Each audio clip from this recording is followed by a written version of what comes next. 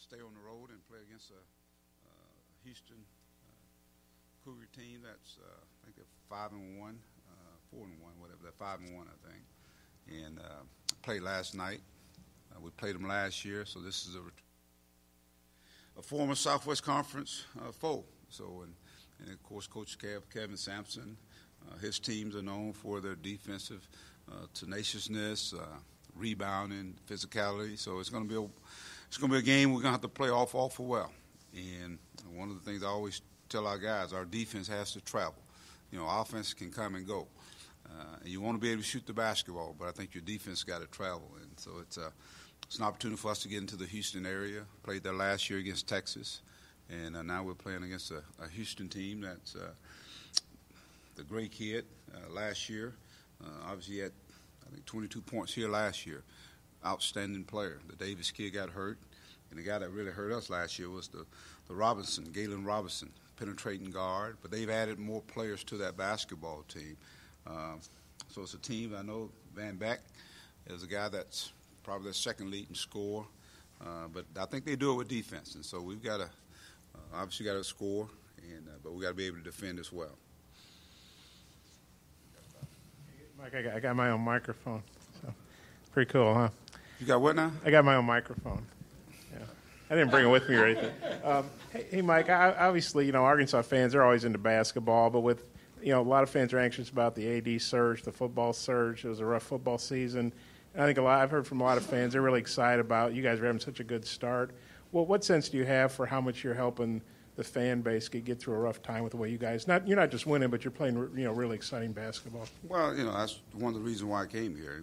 We still got some of the greatest fans, and our fans have been thirsting, for some I think for some great things to take place in their respective sports. Basketball, whether it be basketball, football, whatever it is. Sports are very important here at the University of Arkansas. Our fans, they eat, sleep, live it. And so obviously with us having an opportunity to go out and perform and hopefully perform at a high level, and that's why I came. And so I'm a part of the team, when you think about all the coaches that are here. And I go back to Jeff, bringing in guys. He brought in a team of coaches that obviously they embody all the things that make up of a Razorback. And so I'm one of those guys. I've been there. And I like to win, Bob. That's the most important thing. I like to win, and I like to win the right way. And I'm excited about this team. It's been a process, but to me, when you build something, you don't want to just build it for.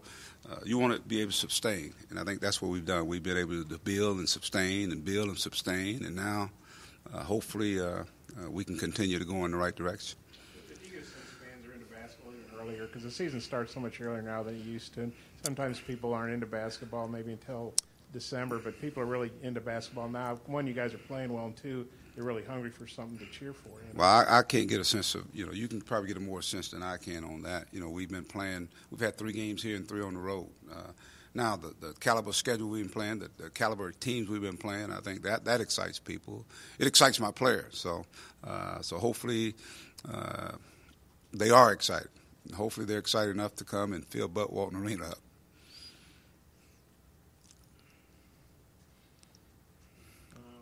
I guess reading David notes, I think this is the first time in 11 years Arkansas has played 4 games away from home in a row. Just how do you feel about having, long trip to Portland, a lot of games, and now you're right back out on the road? How do you feel about that? Well, it's different, but at the same time, it's the schedule that we had in front of us, Bob, and we have an opportunity to go and play in the PK80. We couldn't turn that down, and so and I thought, other than going 3-0, I thought we did pretty good. I thought we got better. And that's what you want to do in a tournament setting. The key is no one had the home court advantage. So it gave us a chance to get away and see how our guys will react. In a game setting against a very good Oklahoma team. Just think we're right next to each other. And we go out in Portland and play, and then you play against a North Carolina team that played well and they beat us. And so how are you going to respond? And with that day's rest, we were able to kind of recalibrate and come out and play against a UConn team. And I thought we did an outstanding job of really limiting their guards And at the same time, our defense created some easy offense for us. And then on top of that, we were making shots. Our bench played well. So we left there feeling good about ourselves and how we were playing. And so now we get a chance to go to Houston, a true road game. You know, we won't be playing at Hofheim. We'll be playing at Texas Southern, but it's a home game for Houston, and I'm sure they'll be charged up and ready for us. You guys are top 15 in the country in pace. Not that you ever played slow, but you guys are playing faster this year than you have maybe the last couple of years. What do you think that is? Is it the senior guards? What do you attribute that to?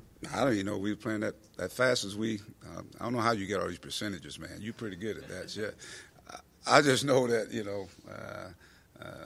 we want the pace to be up tempo, and how you do that, you do it with your defense. And I always tell our guys, hey, let's get up more shots. Our possessions. I love the possession game. I want 3 possessions to your 1 possession. Because most teams are going to come down and they're going to test our patience on defense at times, and there are a lot of times we get impatient. But for the most part, we've been able to speed people up, and I think with the shot clock that helps as well. Adrian is, I think, top 5, top 10 in the SEC in blocks, and obviously you can switch out onto guards and hang with them. Have you been impressed or surprised, I guess, by how well he's played so far? Well, it doesn't surprise me. It's kind of like he's picked up from from the North Carolina game last year. He's very athletic, and I think he's getting more comfortable in his role, understanding his role. Whether it be that junkyard dog, that guy that comes from the offside and blocks shots. He's utilizing his God-gift abilities, and especially on defense. And now you're seeing it on offense as well, being able to catch and finish. And he just got to continue to work on the free throws because he's going to get fouled a lot. He's got a great nose for the basketball. Mike, you overlap with Derek Gragg here. What do you think of him as a man, as administrator? Derek Gragg. What about him? Well, he was here, I guess, during the time I was here. He's a good guy, good person. He's followed my career, and we followed his. Of course, he's the AD over at my alma mater, so good guy. Mike, I think Devin Davis only played like 3 minutes last year. I can't remember what the injury was, but he hurt an ankle or knee or something. How good a player do you think he is, and what difference will it make if he's going to play big minutes? I think he's a senior. When you look at that team, he's one of the seniors, as well as Van Beck and of course, Gray. I think they're the leaders of that basketball team, and obviously it affected them here.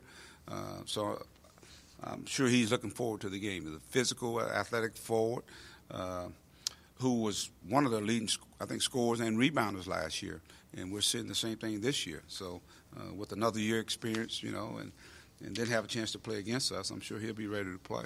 But he's a very good basketball player. And Gray, I guess we're 22 last year. He's averaging almost 24. What really impresses you? How does he get? Why is he such a good scorer? Well, he can score. I mean, when you look at our guards, Barford and making those guys, some guys are wired to score, and he's a guy that can really go off the dribble. Has a great shot, can get in there and hang and suspend, and he shoots a lot of free throws. Just got a knack for scoring, and he's been doing it since he was a freshman. It ain't like he just started last year. He was getting games where he was getting 30 points as a freshman and a sophomore. So he's a big-time scorer.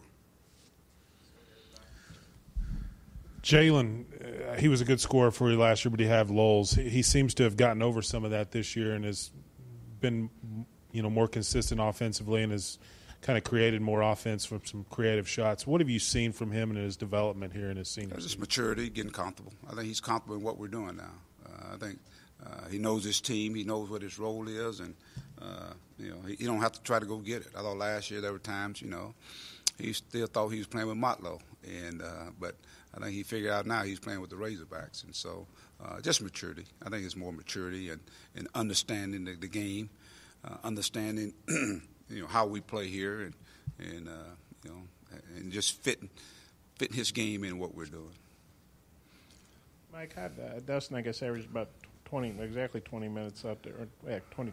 Man, I'm looking at the wrong stat. I think he averaged about 20 minutes out there. How did he play? What did he add to you guys? He started off a little shaky, Dustin Thomas. He started off a little shaky that first game, and you obviously the nerves are going. But I thought that second half of the Oklahoma game, I thought he was big for us. I think he had 6 rebounds in that game, and and I thought, for the whole tournament, having opportunity, your first games are against Oklahoma, North Carolina, and Connecticut. I thought he did okay, and we need him to continue to get in a rhythm. It's all about getting in a rhythm. He's not in rhythm yet, but I think he's working to get in rhythm, and he's going to be valuable for us because he's a guy that can step out and shoot the basketball. A lot of people are really packing their defense in there, and we got to have a forward that can step out and stretch the floor and give, whether it be Daniel or whether it be Trey inside, give them an opportunity to get the ball inside, because when your perimeter guys, demand that you got to guard them on the 3-point line, it opens it up for our guys inside. Doubling on that, with him and Adrio, obviously both being available this weekend, I don't think Gafford and Thompson played together that much. With those two, with Adrio and Dustin, does that lessen the need for you to maybe play the two big guys at the same time? You know what? I don't go in with the mindset of saying I'm not going to play these guys. I'm going to play these guys. I don't. Whatever that the situation dictates, and I put them out there. If there's an opportunity for us to have a size advantage where those guys can function offensively and defensively, they'll be out there. I mean, because Trey's like a coach out there on the floor, and he just facilitates so many things. And he can get the ball to the post. He can get it to guard. He's a great screener. He's a great rebounder, and he got a nice touch. So I don't let that dictate. But obviously, I think the biggest key is, I got options. And when you got options, it makes a big, big difference, because it comes down, that last 10 minutes, that depth. Having that depth is very, very important, so we can finish the game off strong. And whomever has the hot hand at that point in time, those are guys going to be out there. Mike, you guys played 3 games in 4 days. Long trip out there, a lot of games, long trip back. Now you've had, I guess, 6 days. I know you've been practicing hard, but do you feel kind of like your guys have been refreshed and you're ready to play again? Well, I'm sure they're anxious to play again. The grinds of practice. And I'm one of those coaches try to keep them humble. No, I don't try. I do keep them humble. So you can imagine the intensity in practice. Practice haven't been long, but they've been pretty intense, and really having to challenge them. The worst thing they can do is sometimes get a pat on the back. I have to, especially this early in the year. People tell them how great they play. That was one game against UConn. We got many, many more games. We've only played 6 games on a 31 slate schedule, and so there's a lot of basketball game. That tournament, it was the appearance of a NCAA tournament, really. And when you think about the games that were played, the teams that were up there, and even as a coach, I have to pull back and say, hey, we're only in November. Let's get to December and January and February. And but I think the biggest key is you want to continue to get better. And so there are some things that we really got to get better at, and the way you do that is in practice sometime. And then you go out in the games, and then you see if what you're doing in practice can transfer into the game setting. When you watch the game tapes, do you watch the ESPN things? Did you hear all the weird stuff Bill Walton was saying? And just what did you think about him? Because a lot of Arkansas fans, it was kind of driving them crazy because he wasn't paying much attention to the game. I turned it down like everybody else and put Zimmerman and Chuck. No, I did not. I did not do that. I hope you know that. But I did turn it down. Zimmerman's back. That's why I said that. Yeah, I didn't put him and Chuck on. Yeah, that's what most people say they did. But it's Bill Walton. He's a little different. I think he's a little different. I think that's why they like that. But no, I don't listen to that. I didn't want to hear about what river was it? Columbia River is biggest something population, the park, and I've heard other people talk about it. I mean, I think they talk about Zen. I don't know. He talk about so much stuff, man. You know what the thing about it is, that for him to do a game of ours, it kind of does it. I don't mean it in a bad way, a disservice to our kids, because we play an exciting brand of basketball. Not only just us, but the teams that are playing. I mean, there's action that's going on, man, and it's good basketball. And you got all this talking about, stuff that don't have anything to do with basketball. I mean, it kind of, but maybe that's the catch. They figure you're gonna watch the game, so you got to listen to him. I guess I don't know. You don't have to listen to him, but that's the world we live in, Bob. All right, thank you.